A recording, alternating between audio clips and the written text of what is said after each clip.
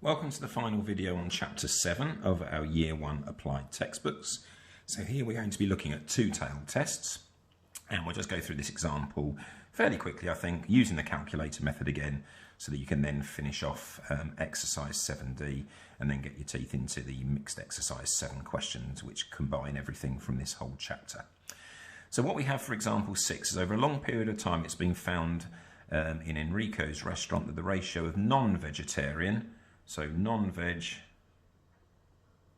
to the ratio of vegetarian meals is 2 to 1.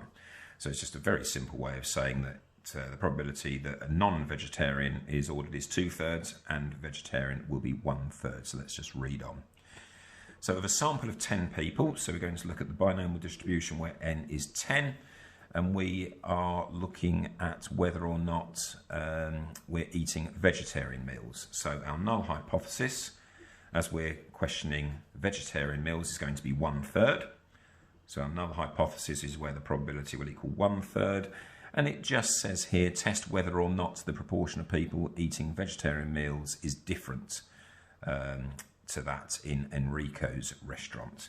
So we are testing our alternative hypothesis where the probability is not equal to 1/3. Now we're asked to test this to a 5% level of significance, so we're going to be looking at 2.5% at each end of our tail. Okay, because here we have a two-tailed test. As I say again, this exercise is all about two-tailed tests, so the mixed exercise 7 is the one we have to read the questions very carefully, so you have to identify, as I said in 7B as well, this is the crucial part, testing whether you are using a two-tailed test or, as in the previous example we looked at in the last video, a one-tailed test. So, quite simply, we have a solution. We've got one person ordered a vegetarian meal, so we need to test the probability that x is less than or equal to 1.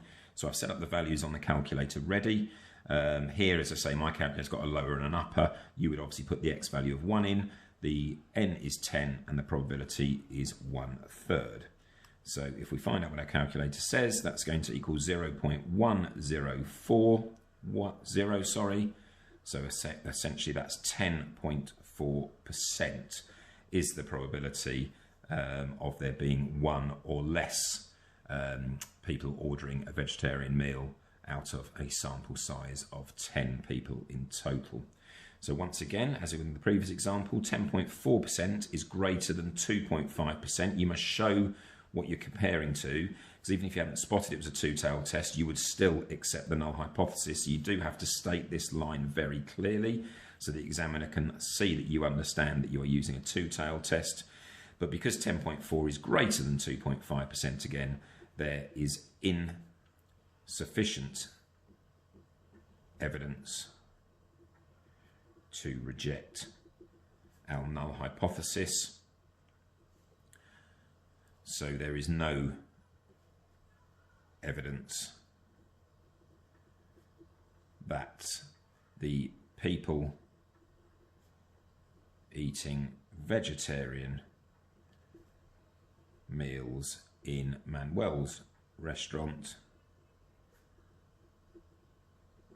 is different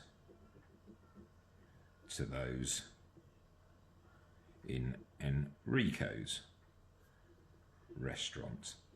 And I emphasize again, it's really important you spend this one line relating what you found to the original problem.